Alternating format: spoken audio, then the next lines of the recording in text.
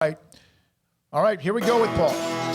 This is Paul Catalina's Top 5 at 5:55. Brought to you by Slapsticks Comedy in Waco. They're putting employing right now, but we have our first event Saturday night, May 1st at Rogue Media Network, which is on Washington, right next to the Waco Escape Rooms. We're going to be doing improv. We have 2 shows, 7 o'clock and 9 o'clock. $20 a ticket. Space is limited, 40 seats for each show. So please go online to Slapsticks Waco. Just Google Slapsticks Waco, and you'll find the links to buy for the 7 o'clock show or for that 9 o'clock show. And you can get tickets. I will be in that show, so come and see me make a fool of myself. The top 10 teams likely to trade out of the top 10.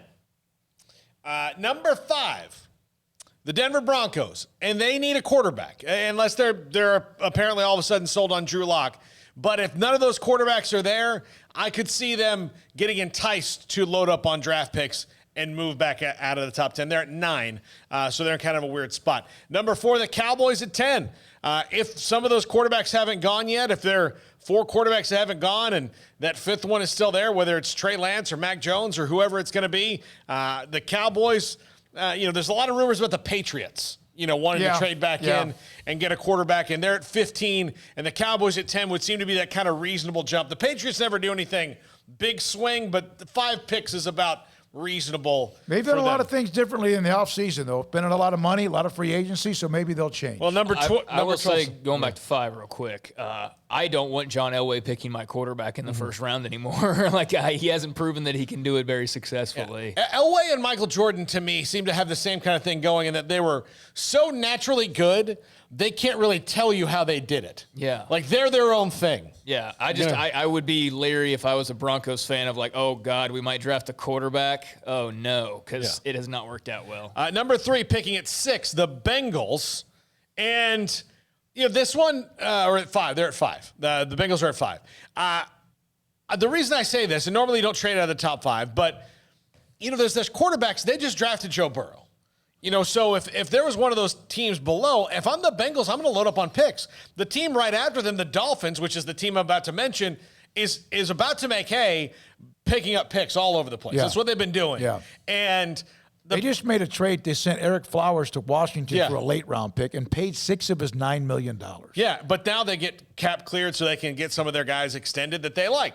And so the Bengals, I think they'll stay in pat, but it wouldn't surprise me to see somebody get hot and bothered to try to get to 5. Well, if Penny Sewell's there, then they got to get him to protect Joe Burrow. Yeah.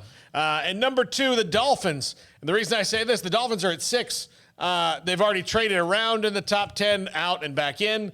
I just think they're a wild card now. This is what they do. They're kind of holding a lot of cards here, and why not? Why not if you're the Dolphins? I kind of like what they're doing. Yeah. Now it guys translated to wins and losses, but they're 10-6 last year. Yeah, they seem to be a team that's got a little momentum. It reminds me of back in the day before really free agency took over, where you could see a team building, like even the Cowboys were, and the next thing you know, here they are playing for a championship. By the way, I just have to note, they changed from a sad dolphin to a happy dolphin. The other dolphin used to be facing down, and this one is he's up, he's happy, he's coming out of the water. The question is, Tua at quarterback, and can that be enough? Yeah. Jack doesn't believe in happy dolphins, I guess. Number 1, the Panthers at 8. If they're really sold on Sam Darnold, I would not stay at 10 if I were them. I would, or 8. I would load up on picks. Yeah, that's potential. I mean, I've seen them get mocked, linebacker, D-line. I've seen them get O-line pick in there. So I've seen them go quarterback, oddly enough, in certain mock drafts. So, it's kind of like I was saying earlier, take them for what they're worth. There's just a lot of noise. But I am intrigued by what Carolina does tomorrow. I'm a Washington football team fan, but I'm rooting for Matt Rule to have success, and so they're kind of not even a 1, but a 2A for me as far as interest level goes. But who has the best logo among those 5? Probably the Cowboys. Just clear, simple. Yeah. I don't like the Broncos logo. No, I don't either. The other 4 kind of, the Bengals one's kind of generic, really. So, yeah, I'd go Cowboys. Yeah, I've always felt the Bronco is straining a little too much. I'm not a big fan of that color combination or that logo. Too long. Yeah. It's maybe the same size. I think the Panthers logo is cool. I do too. All right, good stuff, Paul. Yesterday, Paul had 2,700 people on the women's basketball 5 candidates. People care about what I think about women's basketball. It's amazing. You care about what you think.